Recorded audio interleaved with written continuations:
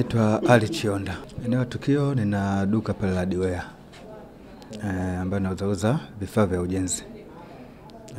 Kwa hiyo walikuja hao majambazi. Walipokuja majambazi wamekuja na pikipiki kama 5 hivi. Kwa hiyo walipokuja wale kulikuwa na wampakizana kila pikipiki watu wawili hivi. Kwa hiyo naona kulikuwa na watu kama 6 au 7.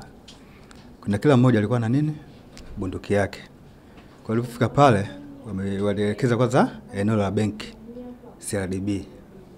Walipoelekeza risasi pale eneo la benki CRDB, baadaye akaja kwetu sisi. Yaani wanapiga kule, wengine wanapiga ngambo yetu sisi. Kwa hiyo ikapiga risasi hapa mguuni, kaja akatokea huko. Ilipotokea huko imekuja imepiga tena hapa.